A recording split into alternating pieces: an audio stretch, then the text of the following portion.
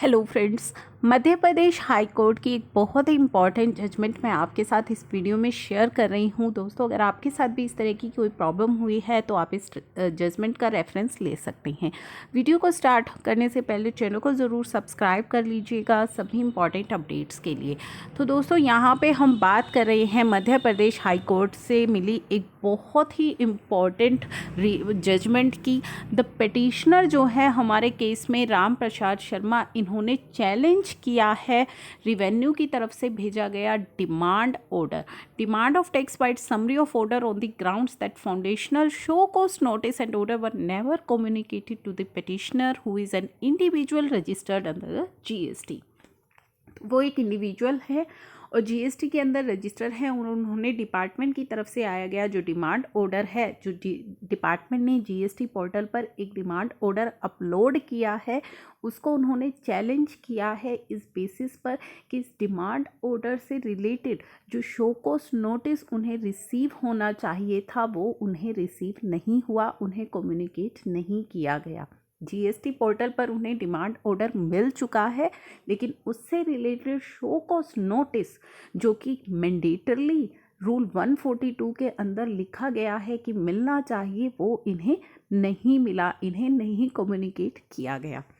अब यहाँ पे उन्होंने वही चीज़ बताई है कि जो as such on the question of violation of principle of natural justice on the anvil of Rule 142 of CGST Act 2017. The state has filed a reply. अब स्टेट ने इसकी क्या रिप्लाई करी?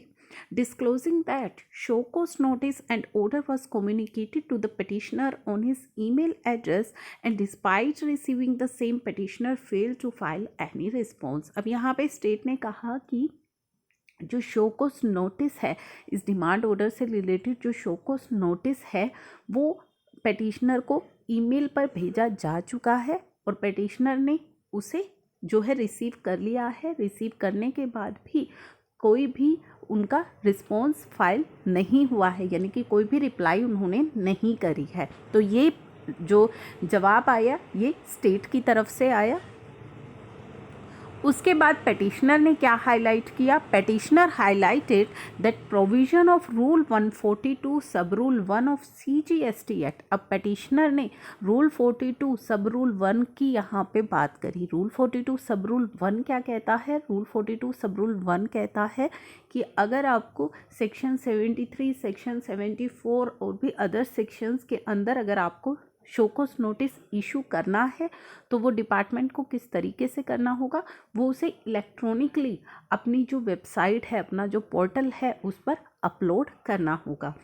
तो यहाँ पे पेटिशनर ने हाईलाइट किया provision of rule 142 sub rule 1 of CGST act to contend that said provision statutorily oblige the revenue, यानी कि एक स्टेट्यूटरी ऑब्लिगेशन है रिवेन्यू के ऊपर to communicate the show cause notice by uploading the same on the website of revenue, यानी कि आपको अपने पोर्टल पर उसे अपलोड करना है शो कॉस्ट नोटिस को, so that the aggrieved person can have access to the same, ताकि जो पिटिशनर है वो उसे देख सके and be aware of reason behind the demand, कि डिमांड के पीछे क्या रीज़न है वो उसके बारे में जान सके। To enable the aggrieved person to avail alternative remedy before the high forum under the CGST act.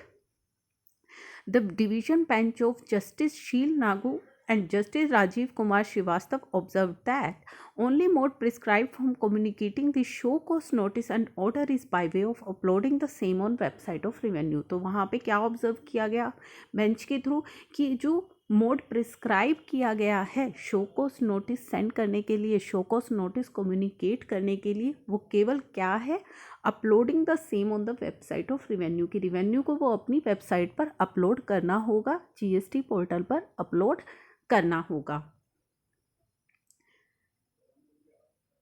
It is a tried principle of law when a particular procedure is prescribed to perform particular act, then all other procedure and mode except the ones are excluded।